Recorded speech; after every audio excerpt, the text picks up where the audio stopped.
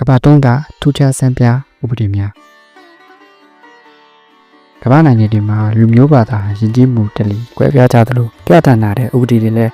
တနိုင်ငံနဲ့တနိုင်ငံမတူကွဲပြားကြပါတယ်။နိုင်ငံတနိုင်ငံမှာကိုယ်ဝယ်တဲ့ဘာသာအရပြဋ္ဌာန်းတဲ့ဥပဒေတွေရှိသလိုယဉ်ကျေးမှုတလီထုံစံအရသတ်မှတ်ထားတဲ့စီမီစည်းကမ်းတွေလည်းရှိပါတယ်။နိုင်ငံတနိုင်ငံတဲမှာထောင်မှာမတူညီတဲ့ယဉ်ကျေးမှုတလီထုံစံတွေရှိတာကြောင့်နေရာဒေသအသစ်တစ်ခုကိုတွားရောက်လည်ပတ်မယ်ဆိုရင်အဲ့ဒီဒေတာကတိုင်းရင်းသားတွေရဲ့ရိုးရာယဉ်ကျေးမှုတလေးထုံးစံတွေကိုကြိုတင်လေ့လာထားဖို့လိုအပ်ပါတယ်။ဒါကြောင့်ဒီတစ်ခေါက်မှာတော့နိုင်ငံချို့ကပြဋ္ဌာန်းထားတဲ့ထူးဆန်းတဲ့ဥပဒေတွေကိုကြည့်ရှုသူပြည်သက်တွေဘုဒ္ဓတရရှိစေဖို့စုစည်းတင်ပြလိုက်ရပါတယ်။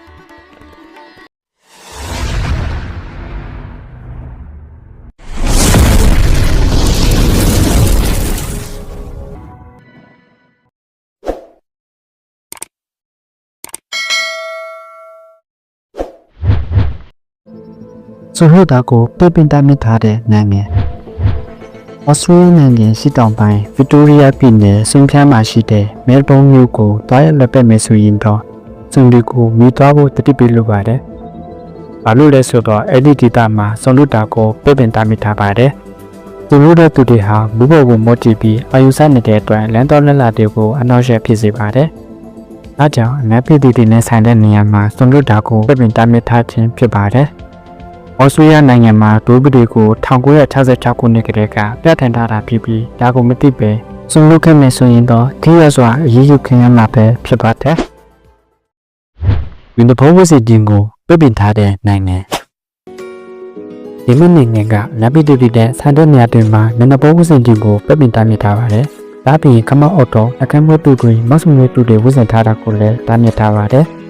ဒီလိုပုံပြပုံကွက်နိုင်တဲ့ဝစ်စာစင်ရင်မှုတွေကိုဒေမက်အစိုးရက2018ခုနှစ်ကတည်းကပြပင်တားမြစ်ထားတာဖြစ်ပါတယ်။မှုတွေထုတ်ပြန်ပြီးနောက်ပိုင်းမှာတော့မှုကင်းဖြစ်ပွားမှုတွေကျောင်းနေသွားတယ်လို့ဆိုပါတယ်။ဒါကြောင့်ဒေမက်နိုင်ငံကိုတွားရောက်လွတ်ပတ်မယ်ဆိုရင်ကလစ်တွေရဲ့ကစားစရာမျက်နှာဖောင်ရုပ်ကိုယူမသွားဖို့တော့တတိပေးလိုက်ပါတယ်။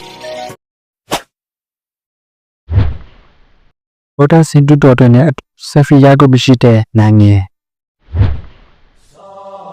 တချို့နိုင်ငံတွေဟာဘာသာရေးကိုအထူးလေးထားကြပါတယ်။ဘာသာရေးဆိုင်ရာပြဋ္ဌာန်းချက်ဥပဒေတွေကိုတရားဝင်ပြဋ္ဌာန်းထုတ်ပြန်ထားပါတယ်။ဒါဟာလည်းတပိယုံကြည်ကိုးကွယ်တဲ့ဘာသာအပေါ်တခြားဘာသာဝင်တွေကစော်ကားရမ်းပြတာတွေမလုပ်မိဖို့ဒီလိုပြဋ္ဌာန်းထားတာဖြစ်ပါတယ်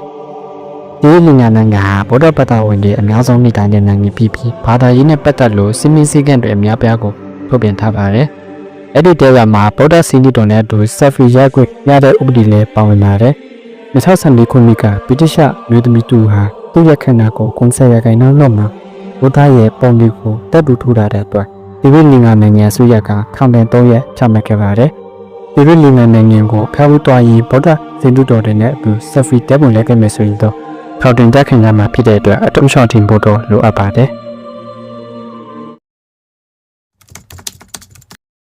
။ဘာမီပနဝစီတင်ကိုတာမစ်ထားတဲ့နိုင်ငံဂရိနိုင်ငံကိုတွားရောက်လက်ပတ်မယ်ဆိုရင်တော့ယူသွားမဲ့ဖက်နက်တီကိုတိကျဆက်စစ်ဖို့လိုပါလိမ့်မယ်။ဘာလို့လဲဆိုတော့ဂရိနိုင်ငံ Acropolis မြို့မှာ2009ခုနှစ်ကစလို့တောင်မြဖက်နက်စင်တာကိုပြပင်တားမြစ်ထားပါတယ်။ဂရိနိုင်ငံဟာရှေးဟောင်းရည်တည်မှုမွေးနေ့တွေရှိတဲ့နိုင်ငံတစ်နိုင်ငံဖြစ်တာကြောင့်ရှေးဟောင်းမွေးနေ့တွေကိုထိမ့်သိမ့်ဖို့ဂရိဆိုရကတောင်မြဖက်နက်စင်တာကိုတားမြစ်ခဲ့ပါတယ်။ဒါမျိုးဖက်နဲ့ကြောင့်ရှေးအောင်ရည်ကြီးမှုအမွေနဲ့ကျမ်းမြင့်နေရာတွေမှာချစ်ရပွန်ရတွေဖြစ်ပေါ်မှာကိုစိုးရင်တဲ့အတွက်ဒီပဒီကိုထုတ်ပြန်ခဲ့တာပဲဖြစ်ပါတယ်။လူနိုင်ငံမှာလူခက်တဲ့နှစ်ပေါင်း2500ခက်ကရှေးအောင်ရည်ကြီးမှုလက်ရတွေရှိတဲ့အတွက်တွားရောက်လွတ်ပတ်တဲ့အခါမှာတော့ပြုတ်ပြောင်းတဲ့ဖက်နဲ့အမျိုးအစားကိုဒါပို့ဆင်တက်ပါတယ်။သက်စီကိုပါရင်အထမ်းခံရမယ့်နိုင်ငံ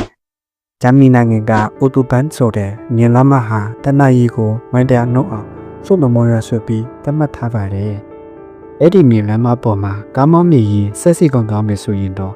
ဒဏ်ငွေများပြားကိုပေးဆောင်နေမှာပဲဖြစ်ပါတယ်။ဘာလို့လဲဆိုတော့ဒီမြင်းလမ်းမဟာရည်ရက်ခွက်ကိုလောင်းဝခွင့်ပြုထားတဲ့ပြီးစက်တုံးစီကုန်သွားတာကားပန်ရှင်ရဲ့တာဝန်ဖြစ်တယ်လို့သတ်မှတ်ထားပါတယ်။ကားမောင်းနေရင်စီကုန်သွားရင်တော့ရင်ထဲရဲတွေကရောက်လာပြီးတင့်ကိုတန်ငွေပေးဆောင်ခံပါလိမ့်မယ်။ဒါကြောင့်မို့လို့ကီမြန်လန်းကိုသွားမယ်ဆိုရင်တော့စီပေးဖြစ်သွားတာဟာအကောင်းဆုံးပဲဖြစ်မှာပါ။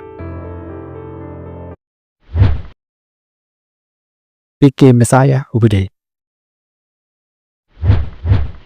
chewing gum လို့ခေါ်တဲ့ PK ကိုအားလုံးပဲစားဖို့ကြမှာပါ။ PK စားခြင်းဟာအာရုံစည်းစိမ်မှုကိုကောင်းစေပြီးကတွင်းနဲ့ဆူတွေကိုပျောက်စေတဲ့ပြီးသွားနစ်ကတွင်းကိုလည်းကျန်းမာစေပါတယ်။ဒါပေမဲ့စင်ကာပူနိုင်ငံမှာတော့ PK စားခြင်းကိုတားမြစ်ထားပါတယ်။စင်ကာပူနိုင်ငံဟာဖွံ့ဖြိုးရေးလုပ်ငန်းတွေဆောင်ရွက်တဲ့အခါမှာပေါင်ကြီးတက်ရှိရေးကိုအဓိကထားထည့်သွင်းစဉ်းစားပါတယ်။စင်ကာပူနိုင်ငံဟာပေါင်ကြီးတက်ရှိရေးအတွက်နှစ်စဉ်အမေရိကန်ဒေါ်လာ3သိန်းခွဲလောက်ကိုသုံးစွဲခဲ့ရပါတယ်။ဒါကြောင့်ပေါင်ကြီးကိုညှိနှိုင်းစီပြီးပြည်သူတွေကိုစိတ်အနှောက်အယှက်ဖြစ်စေတဲ့